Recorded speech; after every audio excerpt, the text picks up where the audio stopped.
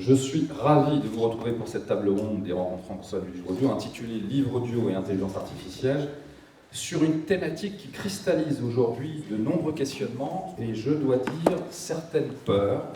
Alors que la voix humaine est au cœur de ces enjeux, nous allons tenter de nous interroger sur l'impact réel de l'intelligence artificielle sur un marché du livre audio qui, il faut le rappeler, est encore en développement, notamment en matière de production, de création, de cadrage juridique. Ce sont un peu les axes sur lesquels nous allons réfléchir, et notamment les relations avec l'intelligence artificielle. Et pour aborder ces différents aspects et ce sujet brûlant, je vais vous représenter nos intervenants, puisqu'on va faire un petit tour de table. Alors, Laure Saget, directrice générale d'Audiolib et présidente de la commission Livre Audio du SNE, le syndicat national de l'édition. Antoine Tanguay, cofondateur et directeur des éditions Alto. Lisa Faja, directrice du livre audio chez Lizzy.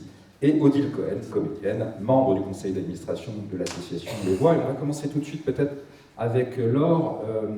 Laure, je vais rappeler aussi peut-être un peu votre parcours, parce que ça éclaire aussi sans doute plusieurs façons d'appréhender le sujet de l'intelligence artificielle, et notamment ses liens avec d'autres industries culturelles dont nous allons sans doute aussi parler. Vous êtes directrice générale d'Audiolib, éditrice de livres audio, je l'ai dit, présidente de la commission livre audio du SNE, et précédemment directrice du développement audio pour le groupe Madrigal. Vous êtes titulaire d'un master 2 de droit et administration de l'audiovisuel à la Sorbonne. C'est d'ailleurs assez intéressant parce qu'on verra que le juridique et la question du cadrage est une question assez essentielle.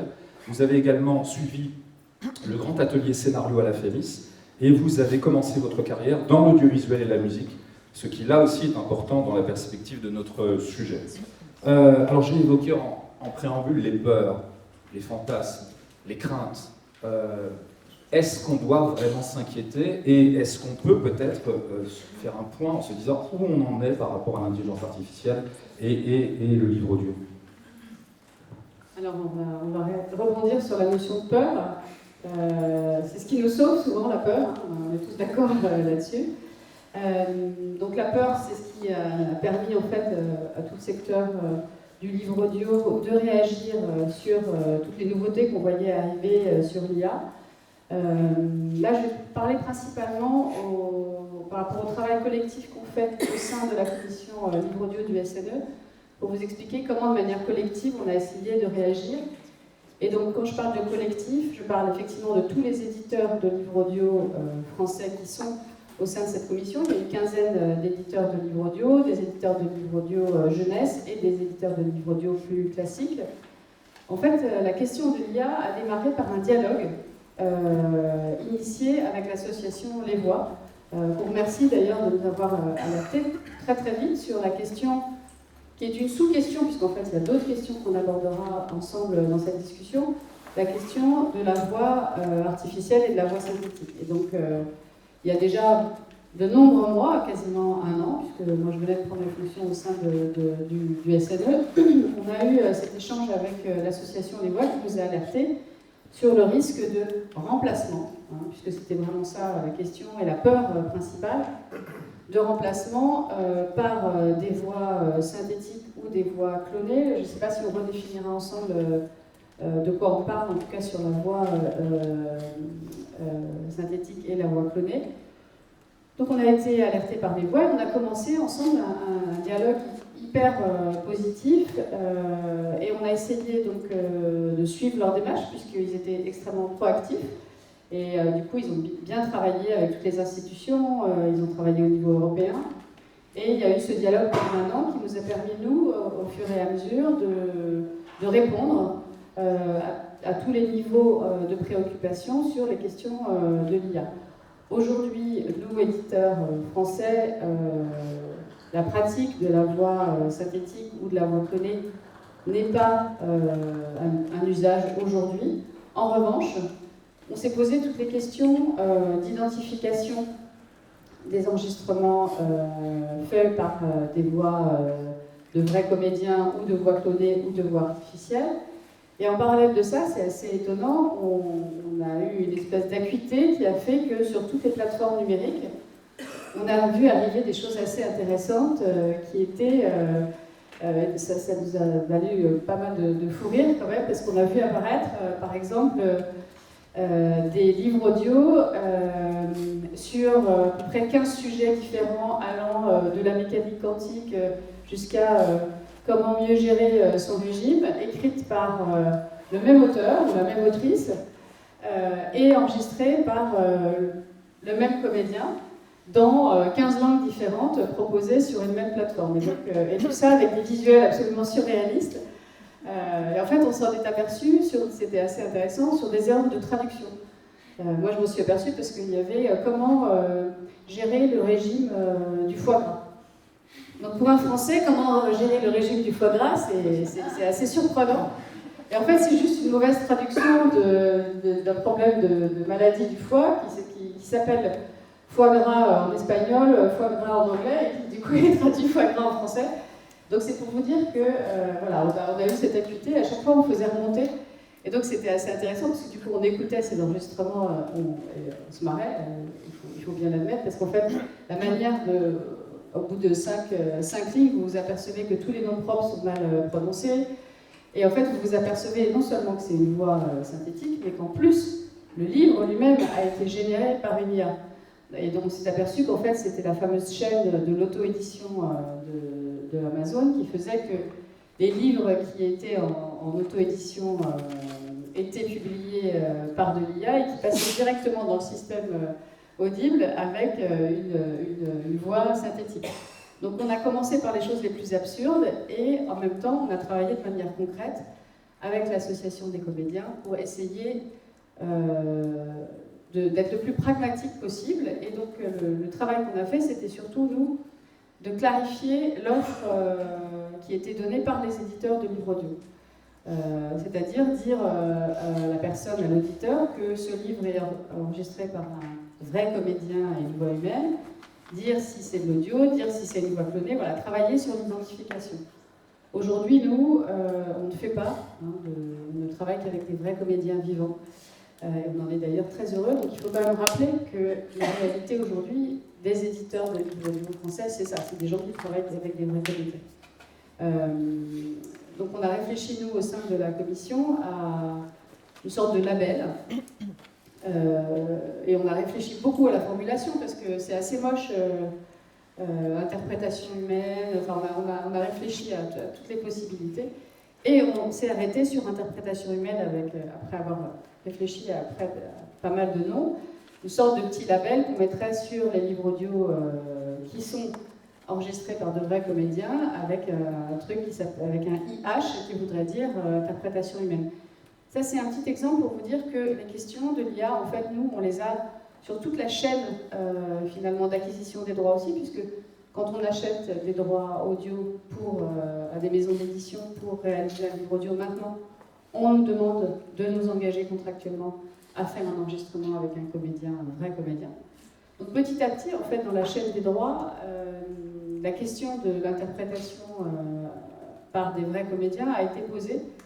Et on a vu dans la filière une préoccupation très grande de conserver une rigueur artistique et une exigence artistique. Donc moi, je ne suis pas inquiète, en fait, paradoxalement, parce que je considère que de toute façon, la littérature ne peut être enregistrée que par des vrais comédiens, les sciences humaines aussi pour la plupart, et que de toute façon, la production que moi j'appelle premium, c'est-à-dire une production faite par des comédiens dans un studio avec un vrai lien, avec tout le travail que vous connaissez et qu'on pratique tous, elle existera, elle continuera à exister, mais surtout elle va se développer. C'est-à-dire que comme le marché va se développer, il y aura de plus en plus de livres audio produits, et donc de plus en plus de livres audio produits avec des vrais comédiens. Donc,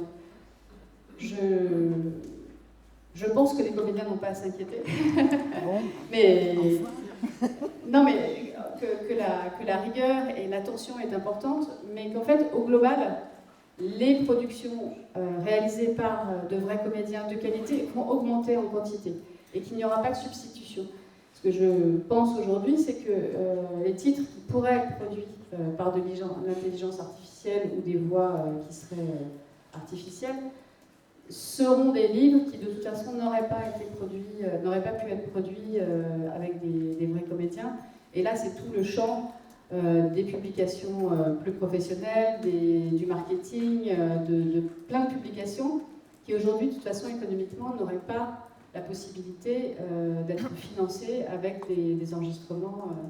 Donc je pense qu'il n'y aura pas de substitution, et je pense même que les propositions d'enregistrement par des vrais comédiens vont augmenter et vont être de plus en plus variées parce que le marché va se développer.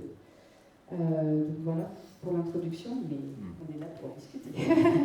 Je pose des bases. Mais donc voilà, au sein de la commission livre audio du SNE, on est très sensibilisé à ces sujets-là. Chaque fois qu'on achète des titres internationaux, c'est encore plus rigoureux, puisque là, on a des clauses à chaque étage.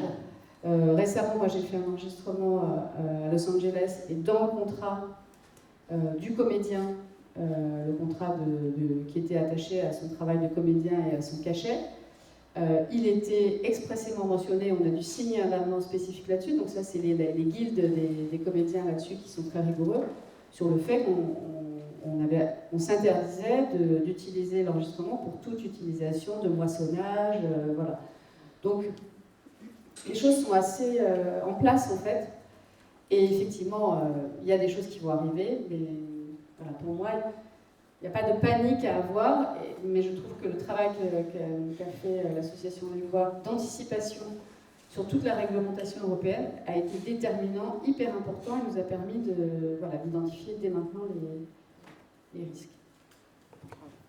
Oui, effectivement, parce qu'en lisant parfois certains articles, on a le sentiment qu'une grande panique, une grande peur plane effectivement sur le livre audio et que l'intelligence artificielle en est responsable. Alors après, il y a quand même cette question aussi d'un marché caractérisé par une dichotomie avec du bas de gamme et du premium et un certain type de publication qui est peut-être plus concerné que d'autres. On va peut-être le voir avec Antoine Tanguay.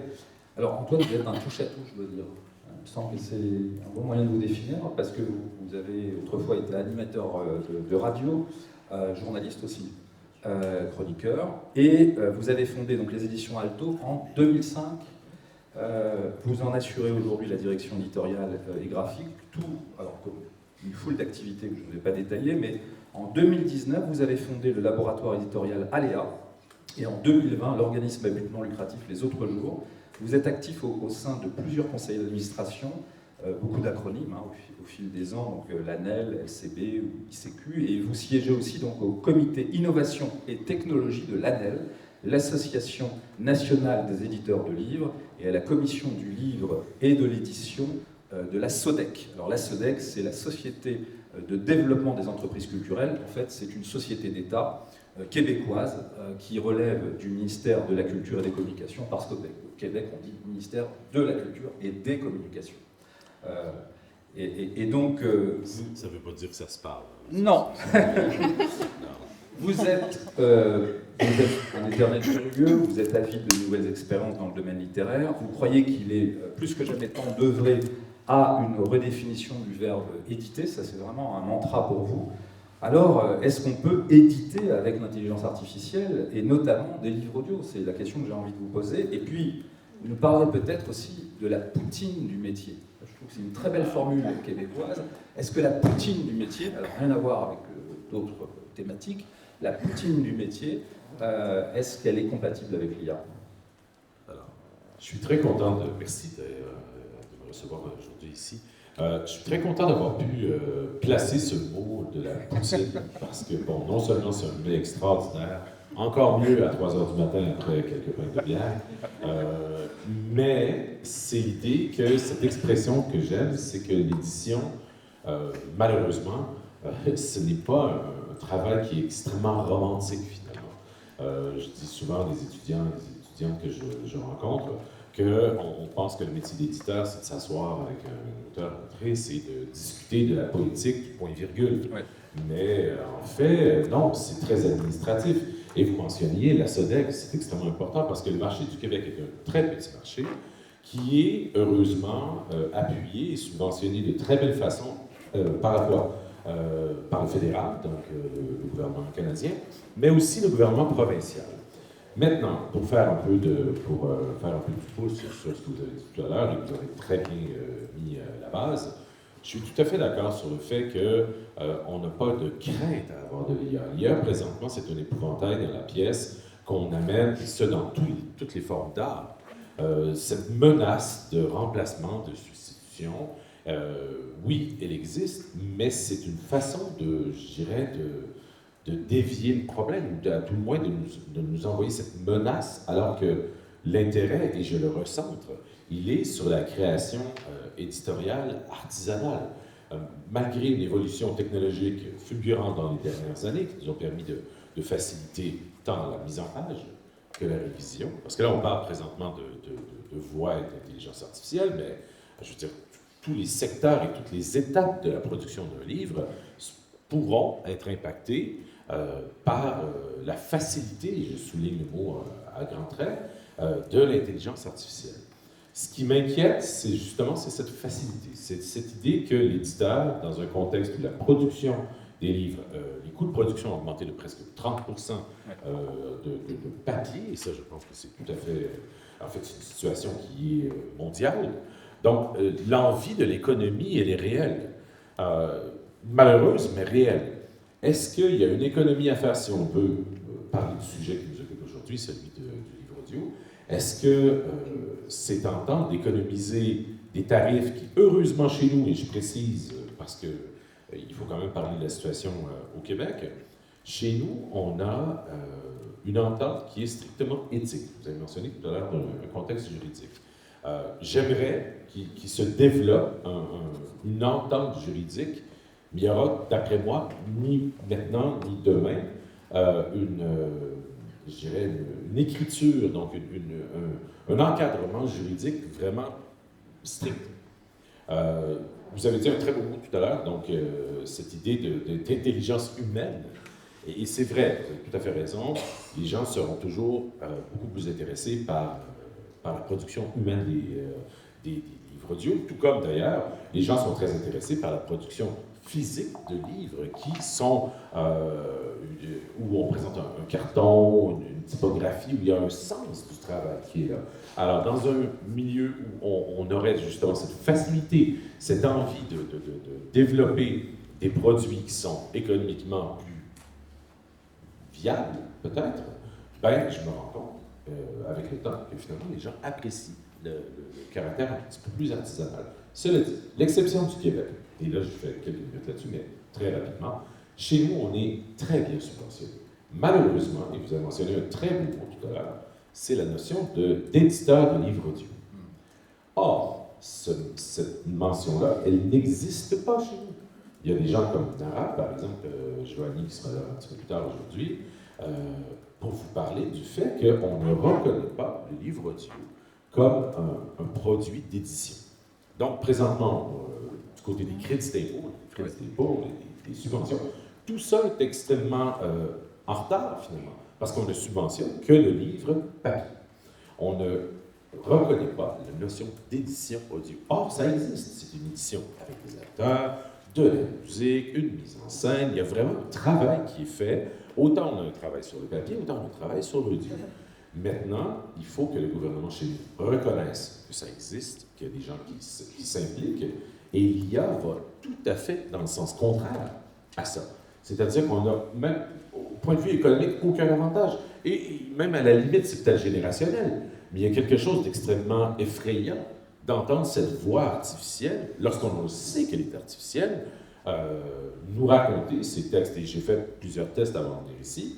J'ai pris des morceaux de livres audio chez moi qui ont été réalisés avec les acteurs et les actrices, et j'ai mis ça dans une machine qui m'a produit quelque chose qui honnêtement, me faisait penser à peut-être Hal dans 2001, c'est l'espace, une espèce d'histoire. Quelque chose qui me... Tu sais, et j'ai lu à la radio des livres et tout ça, et cette espèce de tonalité grise et froide que l'intelligence artificielle nous procure va finalement, je pense, nous éloigner du livre audio. Maintenant, au-delà de l'IA, je passerai la parole maintenant à cette idée de l'épouvantail, au lieu de mettre l'IA comme une menace, recentrons-nous sur le développement d'un marché qui va valoriser justement la création et le travail avec des artistes et des créateurs. Je ne dis pas que ça ne va pas arriver.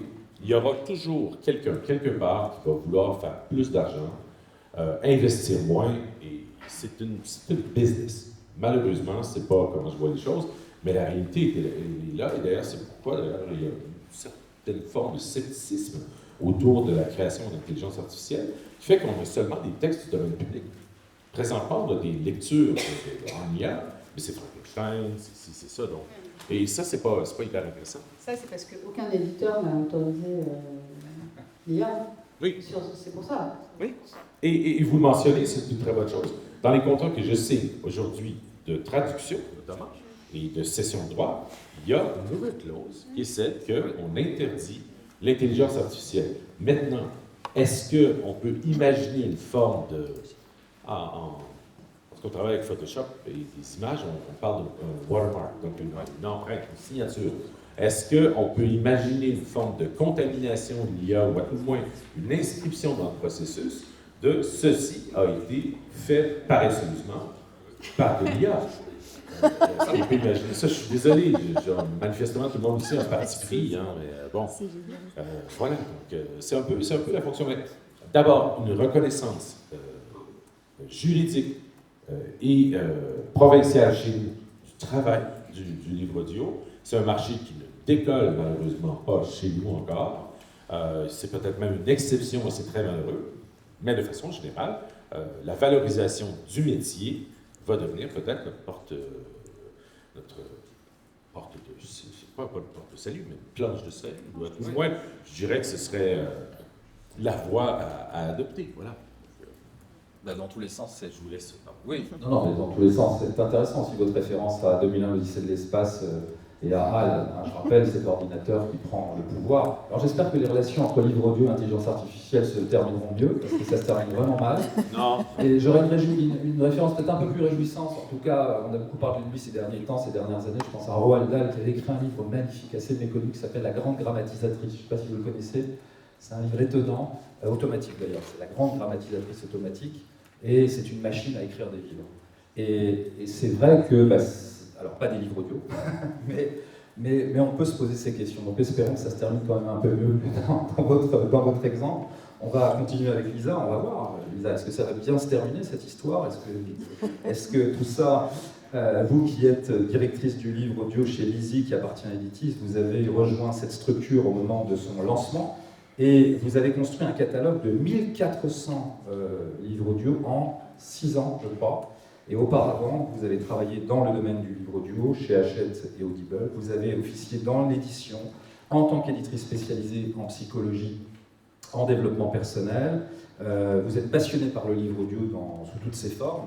Et vous avez un fil directeur, si on peut appeler ça comme ça, qui est de faire découvrir la joie qu'apporte la découverte d'œuvres à des publics de plus en plus large. Alors, est-ce que l'intelligence artificielle peut aider aussi parfois dans le processus de production? Parce qu'on a beaucoup évoqué les peurs, les craintes, certains parlent de fantasmes, mais est-ce qu'il y a parfois des possibilités d'accompagnement? Est-ce qu'on peut jouer avec l'IA? Est-ce qu'elle peut s'insérer dans une relation un peu différente du côté 2001, l'Odyssée de l'espace, qui nous fait très peur, Antoine?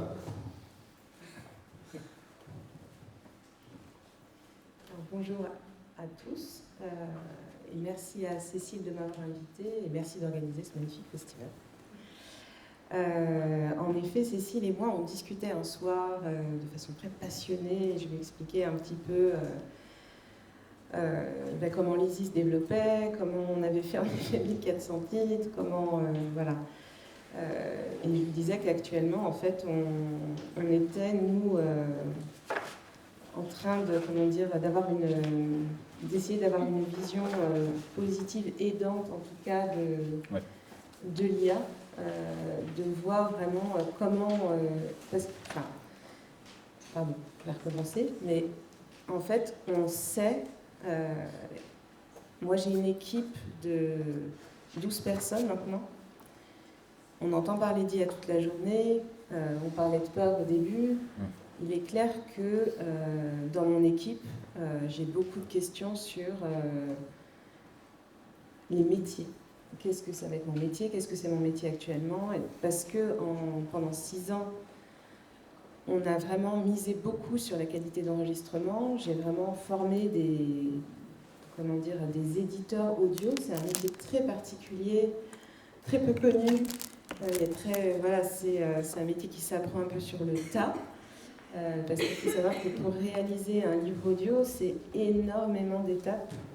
Je dis toujours, un livre audio, c'est de l'amour et c'est du travail. Nous, en fait, la première étape, évidemment, c'est d'acquérir les droits pour produire un livre audio. Mais ensuite, il y a tout un process de production qui demande une attention énorme de la part de beaucoup, beaucoup de personnes. En fait, nous, chaque œuvre pour nous est un prototype.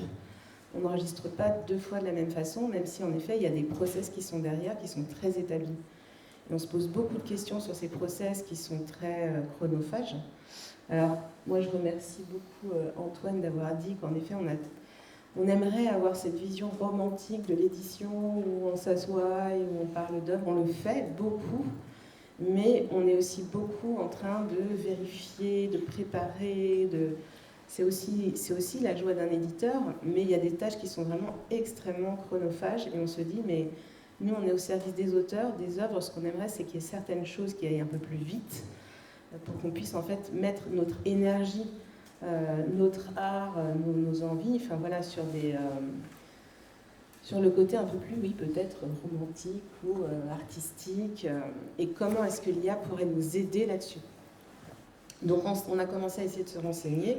Donc il faut savoir que pour faire un livre audio, nous, une fois qu'on a en effet acquis les droits audio, ensuite on prépare le texte. Donc c'est-à-dire qu'on prend le texte, on le regarde, on en fait un résumé parce qu'on va travailler ensuite avec des studios d'enregistrement. On fait un brief pour la voix. On décide s'il y a une voix, plusieurs voix selon les points de vue narratifs. On va ensuite préparer tout le texte, c'est-à-dire regarder tous les noms propres. S'il y a des tableaux, s'il y a des notes de bas de page, comment on les réintègre. Enfin voilà, c'est un boulot énorme qui prend des heures, qui peut prendre des fois jusqu'à 1 semaine sur certains titres de non-fiction. Donc c'est vraiment un très gros boulot. On donne cette préparation à des studios partenaires qui vont enregistrer avec un comédien.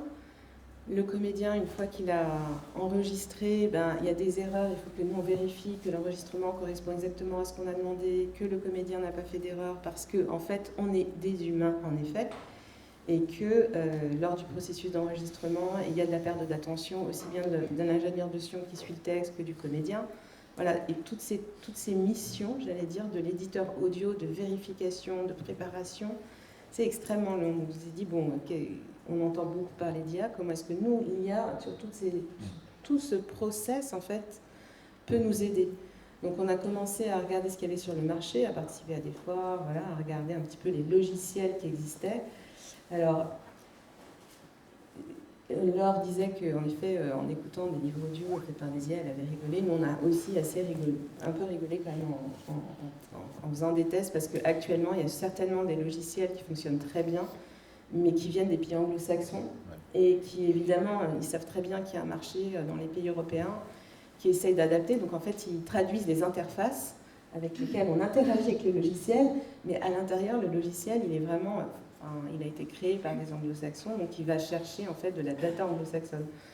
Donc la première chose qu'on a essayé de faire, c'est de voir si on pouvait essayer de passer cette étape où on va chercher littéralement chaque nom propre, chaque mot, chaque chiffre, chaque note de bas de page, et voir si lui pouvait nous les trouver pour nous, enfin si le logiciel pouvait les trouver pour nous.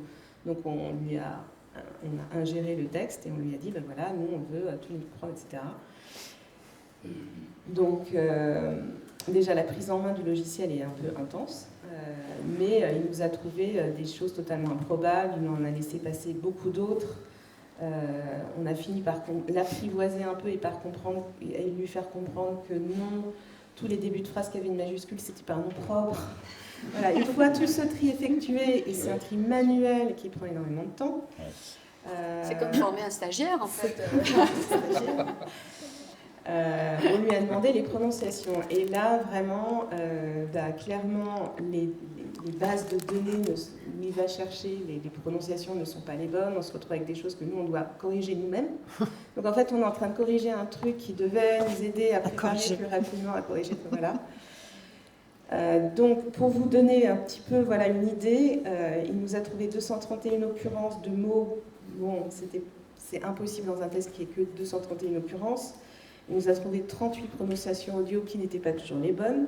Il n'en a pas trouvé 192, donc il nous reste les 192 autres à trouver. Et il y en a une dont il a trouvé la transcription phonétique. Donc vraiment, c'était pas tout à fait ce qu'on recherchait. Donc ça, pour le moment, en tout cas, on n'a pas trouvé. On a aussi cherché des solutions pour tout ce qui est justement cette étape de correction, parce que vous vous dites bah, c'est pas grave si le comédien n'a pas dit exactement ce qu'il y a dans le texte. Nous on est lié par un contrat avec la maison d'édition et avec l'auteur. On doit respecter l'œuvre, on ne doit pas inventer des choses. Voilà. Donc la lecture faite par le comédien doit correspondre parfaitement à l'œuvre. Et donc il y a toute cette étape de vérification où nous on réécoute de A à Z. Vraiment, c'est comme du proofreading de l'édito papier. Et on a le texte, l'audio. On s'est dit, ben, on n'a qu'à donner le texte et l'audio à la machine et il va nous dire où il y a des problèmes, il va nous dire, et même dans le fichier son, il faut savoir qu'un fichier son, c'est comme un fichier Word. En fait, vous avez des espaces, vous avez des coquilles, vous avez des... Voilà. Et on lui dit, ben, dis-nous un peu tout ce qui ne va pas. Et là, il nous a trouvé des choses improbables aussi. Avec des silences qui n'en étaient pas, parce que en fait, un texte qui se lit à voix haute, il y a une émotion qui passe parce qu'il y a un espace et qu'il ne faut surtout pas le retirer, parce que sinon on ne comprend rien en fait dans le sens de la phrase. Donc il nous a vraiment donné des indications complètement fausses, il n'a pas trouvé les erreurs, enfin voilà. Donc pour le moment, en tout cas, c'est pas très concluant, mais donc je disais tout ça à Cécile ce soir-là, et je lui dis, bon, bah voilà, elle me dit, mais viens, parce que, en fait, tu pourras en parler, et tu pourras dire que c'est vrai que si moi, j'aime beaucoup, penser que l'édition, c'est évidemment qu'on est tous concurrents, mais on collabore tous aussi, parce que ce qu'on a envie, en fait, tout à la fin, c'est que les gens découvrent les œuvres, les lecteurs découvrent les œuvres, que de plus en plus de gens lisent, qu'il y ait ce plaisir que des textes atteignent des lecteurs et que ça change leur vie. Oui, carrément. Parce qu'on est tous là pour ça, je pense. Et pour le bonheur de la découverte d'un texte. Et je me suis dit, oui, si on collabore tous, si on essaie de trouver tous des solutions, voilà, est-ce qu'on ne pourrait pas monter tous ensemble des logiciels qui gagneraient du temps. Enfin, on a souvent parlé avec les studios un logiciel qui pourrait lire le texte en même temps que le comédien et écouter le comédien en même temps et biper quand le comédien se trompe pour qu'on n'ait pas justement toutes ces phases de correction et que ça nous gagne du temps et que c'est vrai qu'on puisse en fait gagner du temps au niveau de certains postes, mais qui pourrait justement démultiplier le fait qu'on puisse enregistrer plus et que plus d'œuvres en fait soient accessibles à l'audio, que le marché se développe et qu'en fait ce soit bénéfique pour tous. Voilà. Je propose une petite décharge électrique pour le comédien se trompe. C'est vrai qu'on peut tout imaginer. Mais bon, des choses inquiétantes. Pour le décharge électrique, je ne suis pas sûr que... Voilà. Si. Décharge électrique. Et ce qui est très intéressant en tout cas pour tous les tests qu'on fait et pour tous les tests qui ont été faits, comme ça fera la transition sur les voix qui ne sont pas des voix humaines, c'est que le rendu des éditeurs est toujours le même. C'est-à-dire, pour le moment, ça nous prend plus de temps. Parce qu'il y a un tel travail post-production, post de j'appuie sur le bouton et ça sort, que, en fait, pour le moment, on n'y est pas tout à fait. Voilà. Je chronologie, je vais l'utiliser. C'est sûr. Juste pour rebondir sur 2-3 petits trucs. Vous avez raison de dire qu'il y a quelque chose qui ne... En fait, il y a quelque chose d'un point de vue éditeur qui ne fonctionne pas. Si je vous propose un marché où vous allez dépenser beaucoup plus d'argent, où vous allez perdre des dizaines de milliers de dollars, dans mon cas, et pour un marché qui restera fort probablement émergent, Est-ce que ça vous intéresse comme occasion d'affaires? Pas du tout. Est-ce que vous aimez perdre de l'argent? Personne ne perd de l'argent. Cela dit, le processus d'édition doit intégrer cette vision que je déploie depuis le jour 1. Si un jour on me demande de faire des livres en signaux de fumée ou en code Morse, je le ferai parce qu'il y a un public. Donc, mon métier, c'est de le faire. Cela dit, j'espère que Moby Dick en signaux de fumée ne sera jamais fait parce que ça risque d'être long un tout petit peu. Mais reste que ce que j'aime, et je pense qu'on partage la même vision ici, c'est de dire que l'édition, c'est un travail de finesse, c'est un travail éminemment humain. Donc, le facteur artificiel, puis parle-moi pas d'intelligence, c'est pas intelligent, OK? 2, c'est très artificiel, donc c'est une espèce de répétition algorithmique. Finalement, ce terme-là est presque trop gentil pour le processus lui-même, qui est excusez-moi le terme anglais, un rip-off et une collecte de données existantes. Donc, il y a quelque chose qui est foncièrement contre le processus d'édition, soit d'une histoire, quelque chose qu'on peut raconter sur toutes les plateformes possibles et qu'on veut éditer. Donc, moi, je suis un producteur, je suis un haut-parleur. Donc, de me faciliter le travail avec ça, ça n'aidera pas nécessairement. Donc, voilà. Et c'est pourquoi je pense qu'on va se retourner vers l'humain. Voilà, exactement, vers l'humain et surtout vers Odile, puisque, la voix humaine. Alors, formé donc à la classe libre du Corps Florent, il faut le dire, et au Conservatoire national supérieur d'art dramatique, vous jouez au théâtre depuis la fin des années 80, aussi bien, alors une trentaine de pièces classiques et contemporaines, théâtre privé, théâtre public, il n'y a pas de problème, et au sein donc, de la troupe du Centre dramatique national de Lille et sous la direction de Daniel Mesguich, vous avez passé plusieurs années comme actrice, puis dans un compagnonnage avec Guy-Pierre Coulot au Centre dramatique national de Colmar. Pas loin d'ici. Ben oui, pas loin d'ici. Voilà, bon. Voilà. Et ensuite avec Steve Suissa, Francis Huster, Éric Emmanuel Schmitt, alors je ne cite pas tout le monde, mais au théâtre Rive Gauche à Paris. En parallèle, vous commencez assez tôt, et on l'évoquera aussi, le doublage. Et le doublage, alors je dois dire, pour le mythique 4 mariages et un enterrement, pour lequel vous doublez respect, la voix d'Andy McDowell. Bravo. Je crois qu'on peut. Voilà. Attendez, c'est pas fini. S'en suivront, gardez encore un peu de force pour la suite. S'en suivront une centaine de films et de séries, dont le fameux Bridget Jones, René Zellweger à l'écran, ou Kill Bill, puisque vous étiez la voix d'Uma Thurman. Voilà.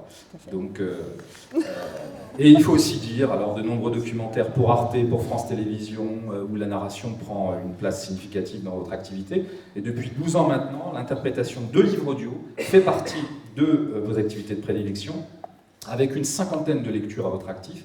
Parmi elles, on ne va pas tout citer, mais des romans quand même, comme le dernier roman de Grégoire Delacour, La liste de mes envies chez Audiolib, et des polars, les Camilla Lackberg chez Actes Sud par exemple, la série de polars humoristiques Les détectives du Yorkshire, quelle palette quand même pour Lizzie, et de la philosophie, même de la philosophie, et pas n'importe quoi, l'essentiel, la crise de la culture d'Hannah Arendt, là aussi, pour écouter lire, qui est le plus récent, je crois, qui est en cours. Je l'ai fini mercredi. Eh ben voilà, qui vient d'être terminé. Alors, c'est tout chaud, il vient d'être terminé.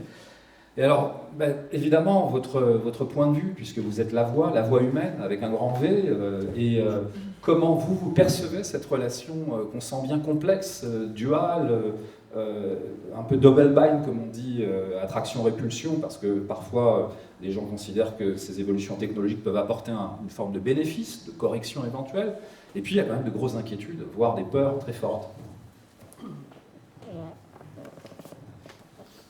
C'est le moins qu'on puisse dire. Merci de me donner la parole.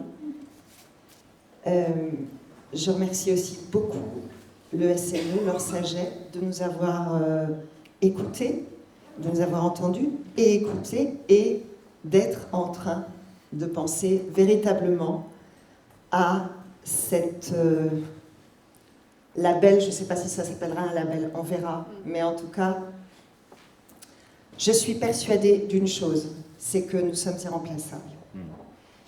J'en suis persuadée. J'ai beaucoup réfléchi ces derniers temps à ce qu'était la valeur ajoutée d'un acteur à côté d'une voix. Et il est clair que nous sommes une force de proposition, que nous sommes même l'incarnation d'une innovation encore plus révolutionnaire que l'IA, puisque nous pouvons adapter notre prompt toutes les quarts de seconde. Nous sommes des passeurs d'émotions, nous sommes des passeurs d'idées, nous pensons le texte quand nous le lisons, faut-il le rappeler. Nous sommes un intermédiaire, un transmetteur, nous pouvons faire comprendre, faire entendre des choses plus complexes, et je l'ai expérimenté en lisant récemment La crise de la culture. Quand j'ai commencé à le lire, je ne comprenais pas les phrases. Je me suis acharnée. J'ai travaillé avec Hélène Lotito, qui a fait 6 ans de philosophie quand même, qui m'a aidée. Et ils n'ont pas voulu le faire faire par un universitaire. Pourquoi ? Parce qu'un universitaire, pour eux, déjà, avait la trouille devant un micro, surtout dans une petite cabine pendant des heures et des heures et des heures, ils ne sont pas habitués.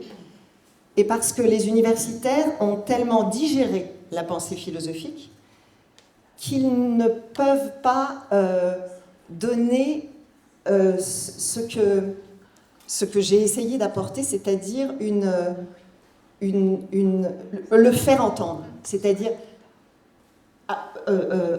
recevoir la pensée et la transmettre avec toute sa découverte. Pour la faire, moi je la découvrais en même temps et donc je la fais découvrir en même temps. Je m'exprime pas très bien, excusez-moi. J'aurais dû mieux préparer cette intervention-là. En tout cas, je voudrais vous lire quand même à propos, parce que les dangers sont réels. Alors, il y a d'une part, il y a deux choses. Nous, on a été lanceurs d'alerte pour une première chose, c'est le vol de voix. Donc ça, c'est aussi une partie pour lesquelles nous nous sommes battus. Nous nous sommes battus pour la transparence des datas et nous l'avons obtenu. Sauf que le respect du RGPD sera réellement mis en place fin 2025. Donc nous sommes en danger et nous avons besoin de protection dans les contrats. C'est pour ça que nous demandons régulièrement que dans les contrats, l'éditeur nous protège, en tout cas s'oppose au moissonnage des données. Voilà. Ensuite, à l'association, nous avons mis en place un opt-out, un droit d'opposition, qui nous permet justement parce que qui ne dit mot consent, donc ça nous protège en attendant que les organismes fassent vraiment leur boulot de flics, quoi. Voilà. Mais je voudrais vous lire quand même ce que reçoivent les acteurs allemands en ce moment de Eleven Labs. Je l'ai reçu hier. Tu peux peut-être dire ce que c'est, tout le monde sait ce que Eleven Labs. Alors, Eleven Labs, c'est un générateur de voix artificielle. Américaine, je crois. Américaine, qui dépend d'une grosse société, je crois, qui est installée aux États-Unis et qui fait déjà de la voix clonée. En fait. Voilà, Eleven Labs, donc, comme elle n'a pas le micro, je le redis, qui est installée aux États-Unis, elle fait déjà de la voix clonée. Donc, les acteurs allemands, c'est pas loin, hein, reçoivent ça. Je traduirai. Hein. Hello, Anna Sophia. We loved your audio samples and think your voice would be a great addition to our voice library. Donc, nous adorons votre bande démo et nous pensons que votre voix serait extraordinaire dans notre librairie. By joining us, you can share your IA voice with millions of users and earn passive cash rewards every time it's used. Bon, je ne vais pas tout lire, mais c'est toute une description de comment cloner votre propre voix. Only 30 minutes of audio needed to create an ultra-realistic professional voice clone. Il suffit que vous enregistriez 30 minutes pour produire un clone de votre voix réaliste, ultra réaliste et professionnel. Et après, il faut tout faire tout seul. Step 1, sign up with your free subscription step, step 2, etc. Il faut tout faire soi-même en plus. Ils viennent même pas vous enregistrer, vous vous enregistrez tout seul. Voilà. Best regards, the Eleven Labs Voice Team. Est-ce que c'est un humain qui écrit? Pardon? Ou est-ce que c'est un humain qui écrit?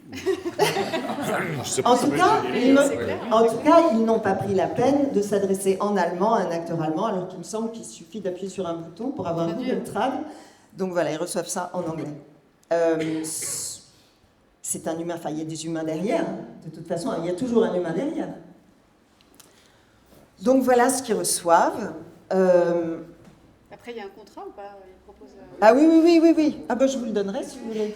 Ah oui, tout. En fait, après, il y a des royalties. Oui. Active Free Subscription, Hear Voice Library Benefits, Self... Ah oui. Bon, enfin, je ne vais pas tout lire ici, voilà. Mais enfin, ça se regarde. Oui, il y a un contrat. Ils disent que vous pouvez quand même travailler avec votre voix à côté. Ah, ils sont trop sympas. Donc en fait, vous allez faire vos enregistrements, voilà. Et puis vous vous entendez dans votre voix clonée. Donc c'est intéressant de comparer si c'est mieux ou pas. Je pense que... Enfin, moi je détesterais. C'est-à-dire que j'aurais l'impression d'être... La clonée, quoi. Oui, et puis surtout, j'aurais l'impression que toute la valeur ajoutée que je peux apporter, qui est donc force de proposition, qui est passeur d'émotions, tout ça. Et puis, quand j'enregistre, j'ai l'impression vraiment de m'adresser à quelqu'un. Et pas à une assemblée, à une personne. L'enregistrement est fait de telle manière qu'il y a une relation très intime entre la personne qui vous écoute et vous. La personne qui vous écoute est extrêmement importante. Elle fait qu'un enregistrement peut décoller ou pas. Donc, on reste, quand on parle, quand on raconte une histoire, on reste toujours dans un lien. Ce lien est impossible avec une voix clonée.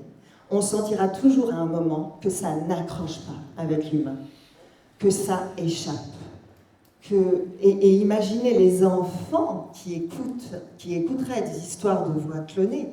Imaginez ce que... On parle sans arrêt de ce que ça fait sur le cerveau humain d'être sans arrêt sur les tablettes. Moi, je pense que des neuropsychiatres pourraient se pencher sur ce que ça ferait d'entendre sans arrêt des voix clonées pour le développement d'un cerveau d'enfant. Je pense que c'est une vraie question. Sinon, je ne vous ai pas parlé de... Là, il faut que je prenne un petit peu mon... Moi j'ai rejoint le bureau des voix très récemment. Je n'ai pas participé à toutes les batailles juridiques. Je ne suis pas très forte là-dedans, à vrai dire. Mais j'apprends. Car c'est nécessaire maintenant. Alors, je vous relate tout ce que nous avons fait depuis 1 an. Alors, déjà, quelles sont nos demandes? Nos demandes, c'est la conditionnalité des aides publiques à des emplois humains. La transparence des datas, j'en ai parlé, le respect du RGPD, le marquage des créations IA, mais plutôt, je dirais, le marquage des créations humaines. L'opt-out, donc le droit d'opposition. Alors, depuis 1 an, nous avons été auditionnés par l'ARCOM, par la CNIL, par la présidente des affaires culturelles de l'Assemblée nationale, par le comité interministériel IA. Nous attendons un rendez-vous à la direction culturelle de l'Île-de-France. Et mercredi, nous avons été reçus pour la première fois au cabinet de la ministre de la Culture, suite à la vidéo sur les acteurs de doublage. Les acteurs de doublage, donc, risquent d'être effacés parce que dans les négociations SAG-AFTRA à Hollywood, ils ont laissé passer une clause, c'est-à-dire qu'ils ont autorisé les comédiens, les stars, tous les comédiens d'Hollywood ont accepté que leur propre timbre de voix soit traduit dans toutes les langues. Ce qui veut dire que le doublage international est mort si ça se passe comme ça. Et sera fait même aux États-Unis.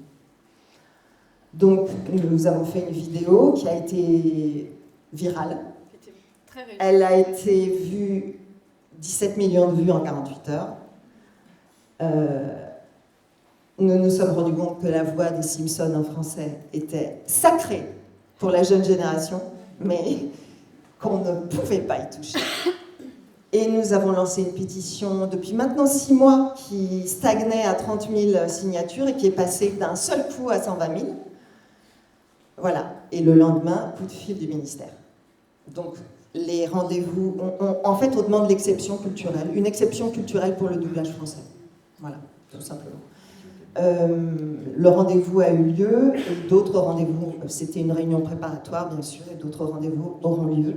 Moi, je m'interroge sur ce label. Je m'interroge sur le fait, est-ce qu'on ne pourrait pas demander au ministère de la Culture de créer ce label?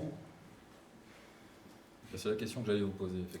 Qu'est-ce voilà. qu'on peut faire? Et peut-être pour faire le lien tous nos intervenants, oui, qu'est-ce qu'on peut faire, effectivement? Est-ce que le label, c'est la solution? Et surtout, comment le qualifier? Parce qu'on voit bien qu'il y a une question de dénomination, il y a toutes ces histoires de traçabilité aussi, il y a tous ces sujets qui se télescopent un petit peu. C'est vrai que par quoi commencer? Le label, c'est une solution parmi d'autres. Moi, ce que je crains dans le fait de demander la validation du ministère de la Culture, c'est le temps que ça va prendre. Oui.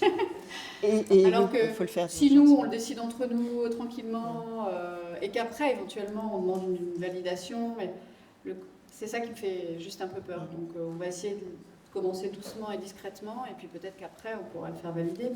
Et c'est vrai que l'idée plutôt que de demander la labellisation, enfin, on la demandera, hein, le fait d'identifier les choses faites par l'IA, le fait de défendre ce qui est fait par des humains, finalement, c'est une défense positive que vous avez réalisée avec ces vidéos, parce que tout le monde a réalisé à quel point les voix étaient familières, importantes, le fait de voir les visages des comédiens qui les incarnent, c'était hyper impressionnant. Donc finalement, retourner la chose en positif en disant...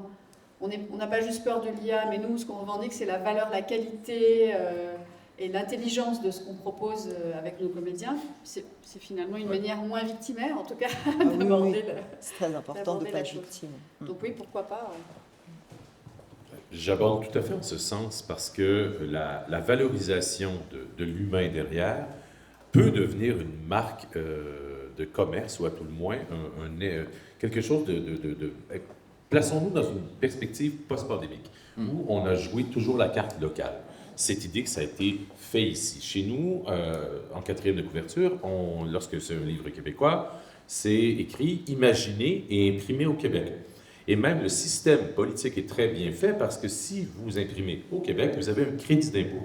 Si vous travaillez avec des acteurs canadiens, si vous travaillez avec des imprimeurs canadiens, vous avez un retour, une sorte de ristourne sur votre investissement. Donc, cette valorisation locale, elle est extrêmement importante et au-delà du label, j'ai toujours cette idée du pur bar français, je trouve ça assez drôle parce que ça peut avoir l'air louche, mais reste que même tout récemment, je crois qu'il y a même un étiquetage qui est nécessaire, de dire que les tomates viennent d'Italie, que le bœuf vient de France, ici et ça. Donc, dans une certaine mesure, cette valorisation de l'humain fait dire, et je vous passerai le micro là-dessus, c'est, vous avez dit faire entendre. C'est très important de dire que lire, c'est pas interpréter. Et c'est pas faire, c'est une espèce de diagramme de Venn où, à la croisée de cette idée de l'interprétation, de faire entendre un texte et de l'interpréter, c'est ça la lecture. Et c'est ça que la machine ne fera jamais. Alors, si on le valorise en mettant à l'avant, par une photo, par un nom, ces gens-là qui sont derrière, oui, et je pense qu'il doit y avoir une pression politique, un retour sur l'investissement, en engageant des acteurs locaux. Voilà. Je vous propose peut-être, parce qu'on a un petit peu de temps pour les questions, on a un petit temps supplémentaire finalement par rapport au déroulé initial, mais d'ouvrir un petit peu peut-être à vos questions ou à vos remarques, effectivement, mais peut-être si vous en avez. Ouais. Bon, je pense qu'on va avoir 20 minutes de questions maintenant. Bon, très vite, ça va. Je vous remercie toutes ces deux pour ces propos. Je ne sais pas si j'arriverai à bien m'exprimer parce que les propos de Dil m'ont ébranlé, franchement. Je suis traductrice et j'ai participé à une table ronde sur la traduction de l'IA dans le cadre de Salon du livre africain de Paris récemment. Donc, franchement, je pense qu'il faut nous mettre en contact vraiment les comédiens et les traducteurs parce que ce sont les mêmes enjeux qu'on Oui, tout à fait. on fait face. Déjà, je vois juste un exemple, si le doublage est fini à l'international, dans la traduction pour le doublage est fini. Donc c'est vraiment très très lié. Et là, j'étais aussi à l'UNESCO récemment. Heureusement, on parlait encore une fois de la traduction à l'IA, les enjeux pour l'édition. Et là, je me permets de faire une remarque. Déjà, une demande pour en parler avec, peut-être se mettre en contact avec l'association Enchères et Annonces, qui reste très belligérante par rapport à l'usage dans la création de l'intelligence artificielle. Et aussi pour, à l'UNESCO, j'ai fait appel aux consoeurs, confrères, traducteurs, mais là je l'ai fait à tous en fait, dans la création, dans la création, de vraiment rester intelligent, d'abord de se renseigner et voir que l'intelligence artificielle, déjà, ce n'est pas une intelligence, ce sont des algorithmes, donc ce n'est pas une intelligence. Et c'est dont vous parlez, je vais utiliser un terme littéraire, l'inquiétante étrangeté. C'est qu'on entend quand on entend les voix artificielles. Oui, inquiétante étrangeté, oui.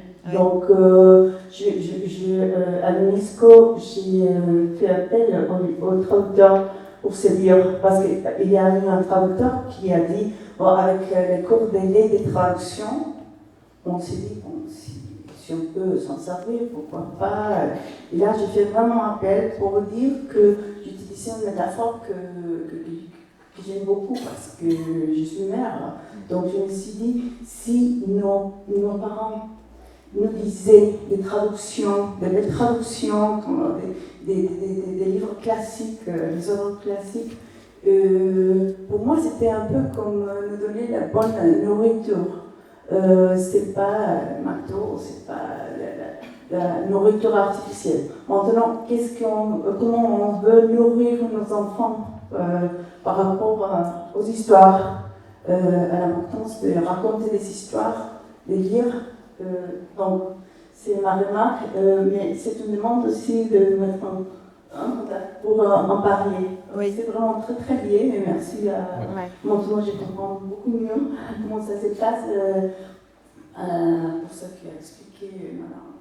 Merci. Et je précise une chose, c'est que Renata interviendra tout à l'heure dans la table ronde consacrée à la traduction, notamment les liens entre livre audio et traduction. Est-ce que le livre audio est un outil pertinent par rapport à la traduction? Donc, on aura le plaisir de vous entendre sur ces sujets. Je ne sais pas si vous voulez réagir, ou peut-être par rapport à cette invitation.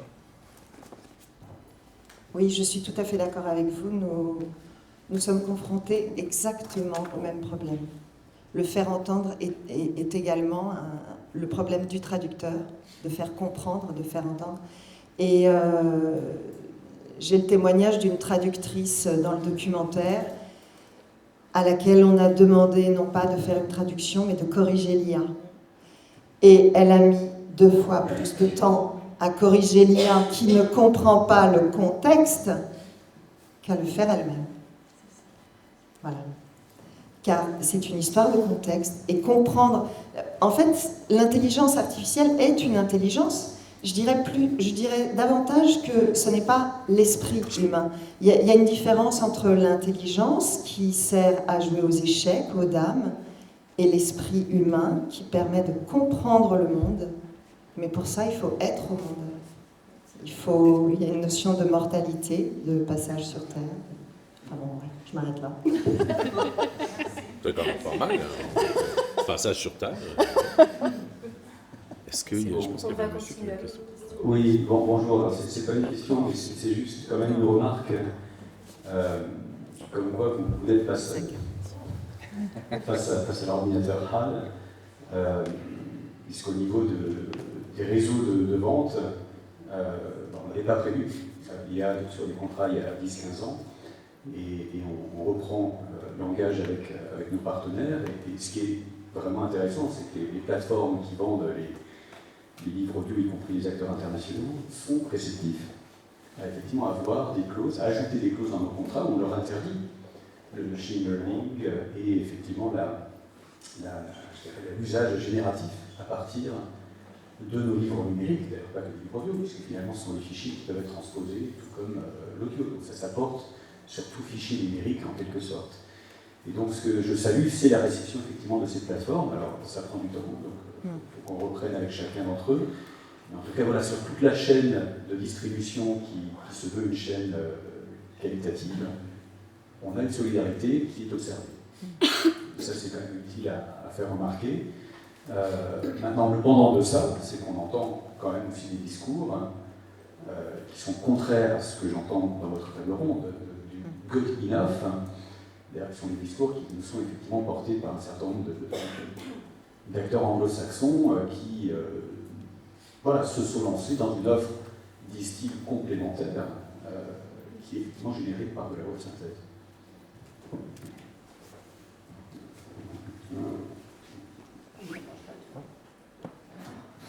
Pendant qu'on va sur la question, j'aimerais faire une petite note par rapport, et je reviens sur le politique et l'intérêt et l'importance de l'engagement politique. Le Conseil des arts du Canada, qui subventionne la traduction, et j'ai eu la conversation avec ma très distinguée collègue Marianne, ici en arrière, bonjour Marianne, c'est qu'ils avaient autrefois un tarif au mot, à 18 sous le mot. Et récemment, ils ont dit, vous mettez le tarif que vous voulez. Ce qui est intéressant, c'est que vous avez un Conseil des arts qui, je souligne, la fonction, la mission est de soutenir l'acte artistique, et donc de soutenir l'acte artistique et celui de la traduction aussi, de dire, vous pouvez faire ce que vous voulez. Donc, on peut finalement ouvrir grand la porte à une traduction générative qui ne serait que soulignée par un traducteur, une traductrice de métier, qui va prendre 3 fois plus de temps pour corriger le contexte. Donc, de voir ça, et je ne sais pas si c'est enregistré, peut-être le Conseil des arts sera très content que je les envoie chier comme ça, mais je suis désolé, j'ai dit chier. Mais c'est l'idée qu'il doit y avoir une responsabilisation et non pas un désengagement du politique dans l'acte artistique. Donc cette survivance, elle est nécessaire parce que c'est au-delà du public. Le public va soutenir ça. Mais si vous avez un gouvernement qui croit en ces personnes-là, qui croit en leur acte artistique, je pense que c'est hyper important. En tout cas, vous êtes rassurant. Je pense qu'une intelligence artificielle ne pourrait pas faire ce que vous pouvez faire. Non, il ne faut pas dire chier. Parce qu'une intelligence artificielle peut être impolie. Est-ce qu'une intelligence artificielle peut être imprévisible, désarçonnante? Est-ce que le hasard peut... voilà, vraie question, mais quasi métaphysique, ou là, on va vers des horizons. Je crois qu'on a encore peut-être du temps pour une question. Enfin, si vous êtes tous d'accord, vous irez déjeuner 10 minutes plus tard, mais on s'accorde le temps d'un temps d'échange un peu plus long. Bonjour, donc je suis Candice Smadja, donc je dirige AOC Production, qui est une agence audio et production musique. Et je suis aussi cofondatrice du PIA, qui est le syndicat des producteurs indépendants audio. Donc il y a une 40aine de membres. À ce titre, j'ai créé la commission du livre audio et la commission IA. Et il y a quelques mois, en fait, nous avons découvert que Apple Podcast a intégré dans ses conditions générales de vente le fait que nos podcasts sont utilisés à des fins de machine learning appartenant à Apple. Donc nous avons saisi Apple, d'ailleurs on a alerté l'association des voix à ce titre. Alors sachez que vous n'avez pas la possibilité de refuser les conditions générales de vente. Si vous voulez refuser vos podcasts, et nous sommes éditeurs de podcasts également, ne sont pas sur la plateforme. Et ma question est la suivante, c'est que nous allons accueillir d'une certaine manière prochainement Spotify dans notre univers du livre audio. Quelles sont justement les discussions à ce sujet? Parce que nous, producteurs, sommes responsables. Alors, dans le cadre de podcast, quand on est éditeur, on est responsable effectivement des voix humaines. Donc, c'est pour ça qu'on veut refuser. D'accord, merci. Et donc, la difficulté, la question que l'on a, enfin, les appréhensions que nous avons sur le livre audio, c'est quelles sont les responsabilités des producteurs, justement, qui font les contrats avec les comédiens sur les prochaines plateformes qui vont intégrer le livre audio.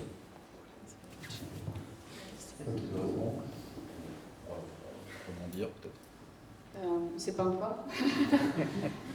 Mais aujourd'hui, quand un podcast est sur Spotify, est-ce qu'il y a des clauses qui font que Spotify a le droit d'utiliser vos contenus podcast en machine learning? Alors oui, c'est en discussion également avec Spotify. Alors c'est vrai, comme tu le sais, c'est compliqué d'échanger avec ces plateformes-là qui ne perçoivent pas, on va dire, la loi française. Mais néanmoins, les discussions sont plus avancées avec Spotify qu'Apple, sachant qu'avec Apple, si nous devons les attaquer, puisque les discussions, on en est là, si nous devons les attaquer, il faut les attaquer sur le droit, sur le sol américain. C'est encore plus compliqué. Mais important. Laure sera peut-être répondre parce qu'elle a plus d'études juridiques, mais les podcasts, en fait, sont pas... C'est vraiment la définition du podcast, je crois, qui est vraiment... C'est là où est comment dire... Là où est nous, le livre audio, en fait, c'est une œuvre. Le podcast aussi. Oui, mais le podcast, ça n'a pas le même statut. C'est un programme audiovisuel, mais c'est protégé en tant que programme audiovisuel. C'est protégé déjà. Parce que, effectivement, le statut du podcast, le statut juridique du podcast n'est pas le même que celui du livre audio. On a fait même des conférences sur le sujet, sur les différences de qualification juridique entre le podcast et le livre audio.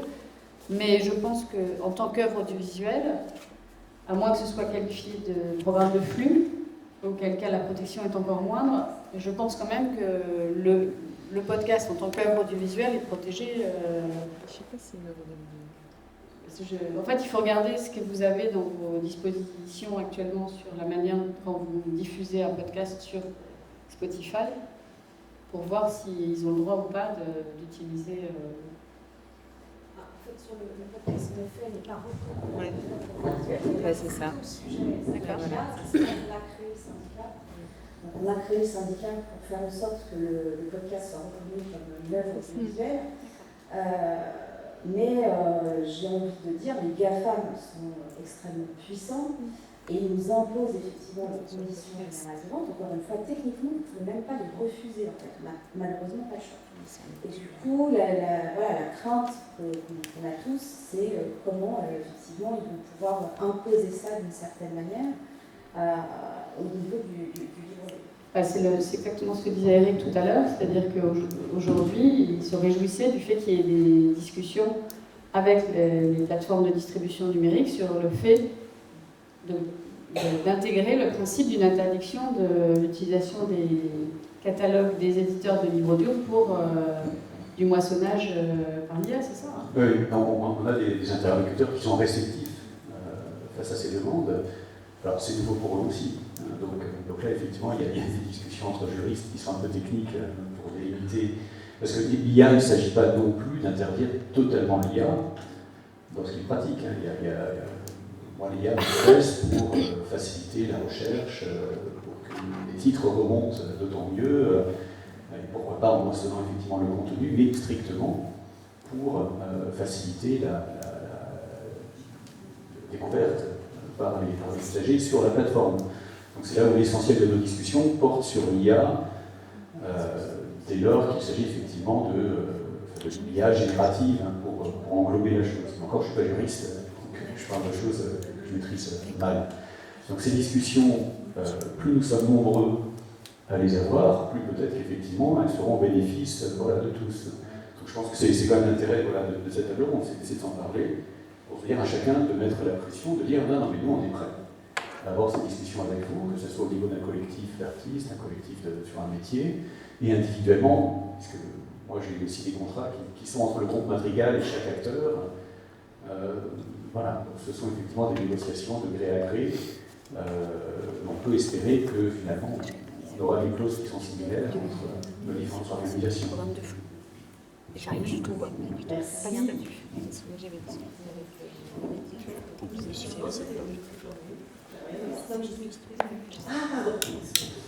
Super studio. Bonjour, je suis très étonnée puisque j'assiste régulièrement donc, à des tables rondes, des colloques sur l'intelligence artificielle et en fait on ne parle jamais du gain de coût, baisse de coût de production en fait. Quel est-il en fait si on utilise l'intelligence artificielle, enfin est-ce qu'on sait plus ou moins ce que va gagner la fabrication et la baisse du coût de fabrication, parce qu'il y a une post-production qui va être plus importante.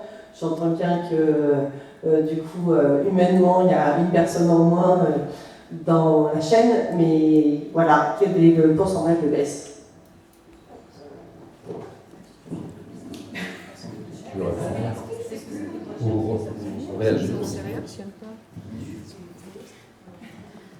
En fait, c'est, comment dire, nous notre démarche à nous d'aller regarder en fait les outils, c'est vraiment de se poser ces questions, c'est-à-dire où est-ce qu'on gagne du temps et où est-ce qu'on récupère du temps pour défendre les œuvres.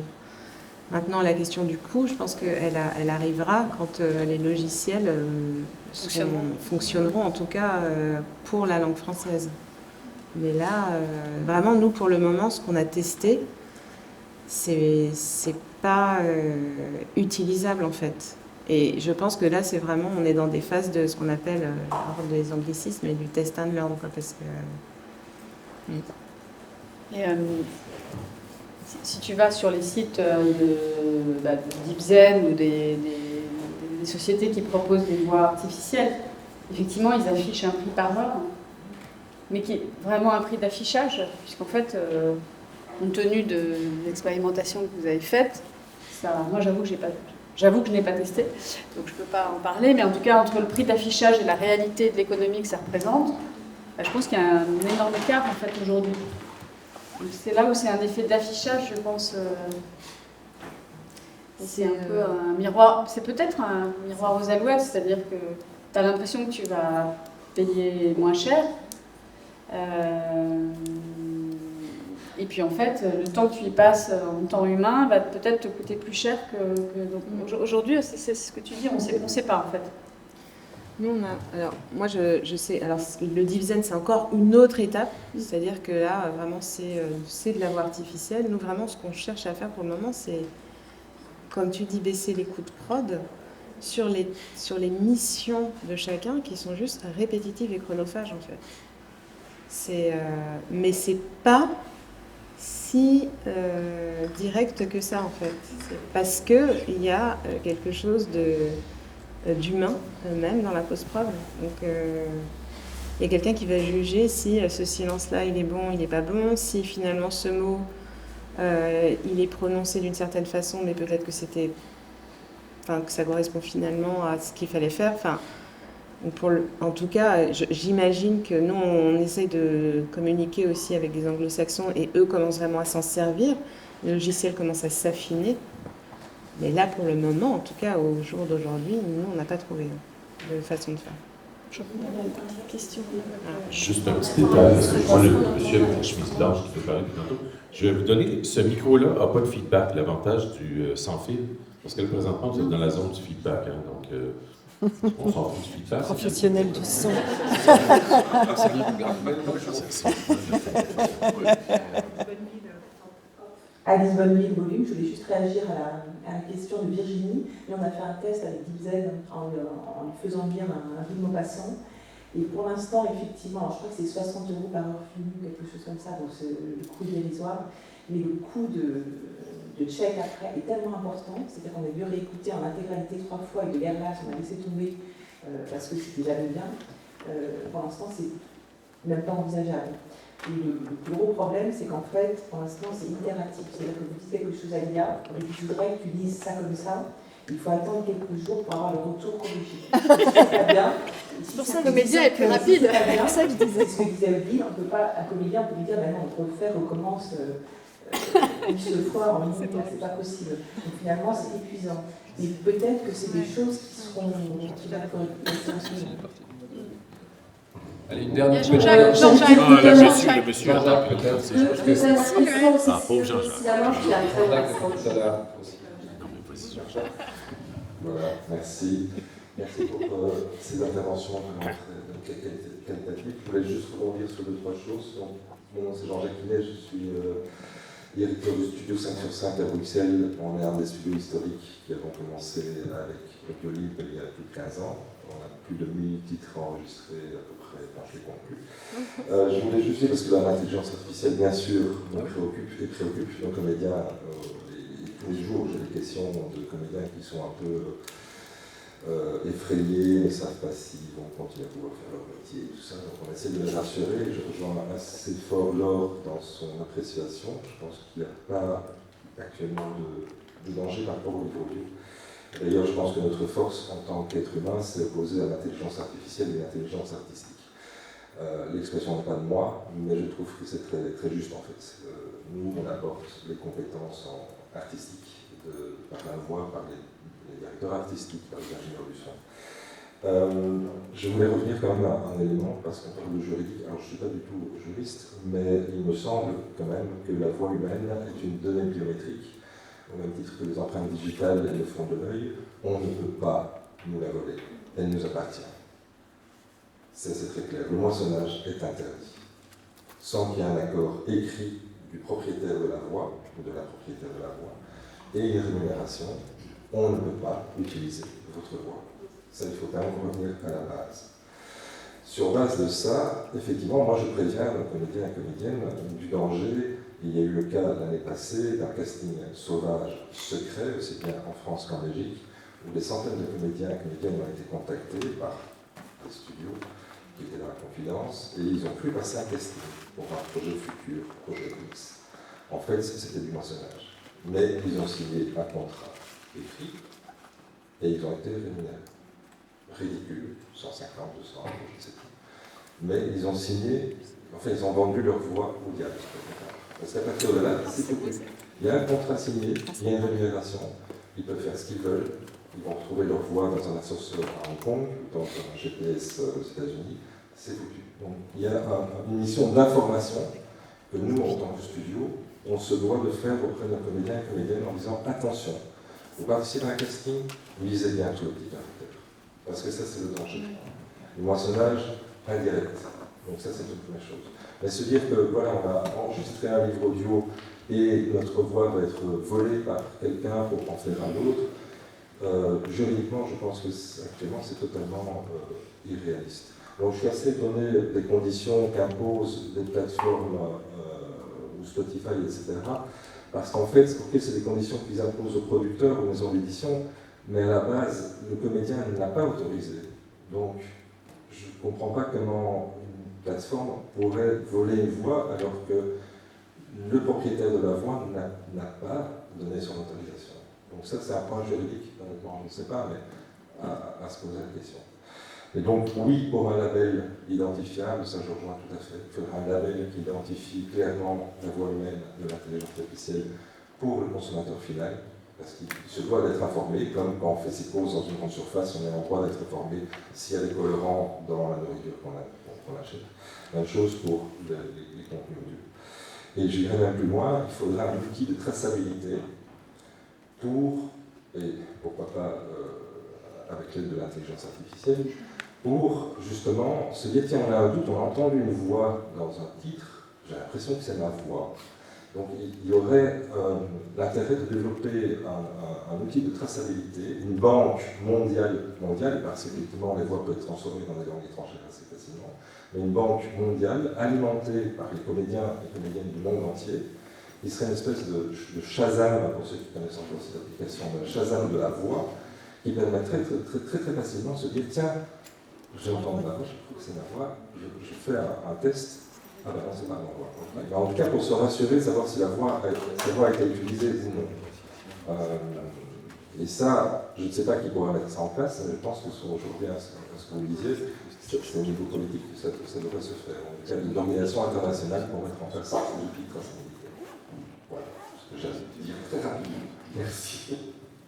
Merci beaucoup, Jean-Jacques. Alors, on va prendre une dernière question. Et puis après, je vous invite à poursuivre les échanges à la pause déjeuner, parce qu'on puisse avancer dans le programme. Oui, merci Cécile. Je m'appelle Cécile Denière, je suis traductrice littéraire et je m'exprimerai cet après-midi, donc je vais être très courte là.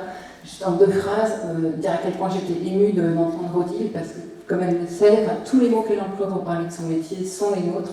Donc il y a vraiment là un lien familial, je reviendrai dessus. Du point de vue de la défense de nos métiers et de l'action collective qu'on peut mener, je voulais aussi attirer l'attention de Laure, je ne sais pas si elle est au courant, mais par exemple l'Association des traducteurs littéraires de France, dans sa nouvelle version de son contrat type, a ajouté notamment une clause qui interdit que nos traductions soient lues de manière artificielle, à tous les sens du terme. Et je pense que on est aujourd'hui à un moment où on pourrait aller plus loin dans la coordination de la défense de la spécificité humaine de nos professions. On a tous pris là 1 an et demi pour voir comment ça marchait, comment ça marche pas aujourd'hui les outils, aussi bien on entend pour le livre audio que pour la traduction. Et les éditeurs, je pense aussi, ont été... vous avez dans vos maisons d'édition des gens qui ont envie d'essayer, dans vos fédérations des gens qui ont des éditeurs peut-être qui ont voulu y aller. Je pense que maintenant on peut aller un peu plus loin dans les prises de position. Qu'il ne faut effectivement pas tout attendre des pouvoirs publics, sûrement pas sur le mode de l'interdiction. On peut peut-être demander quand même, non pas forcément un encadrement, mais des incitations. Par exemple, quand il y a des aides publiques, il y a des aides du CNL, évidemment, il faut que ce soit fait dans de bonnes conditions. Et puis, au-delà d'instruments juridiques très contraignants, on pourrait réfléchir ensemble à des codes de bonne pratique, par exemple, qui ont aussi un certain degré de... sont reconnus, y compris devant la loi, quand les associations signent entre elles des codes de bonne pratique. Et ça, je pense que collectivement, on pourrait travailler dans cette direction. En tout cas, j'ose dire que je suis sûre que la TLF, l'association des traducteurs, serait tout à fait intéressée à participer à ce genre de discussion. Bien sûr.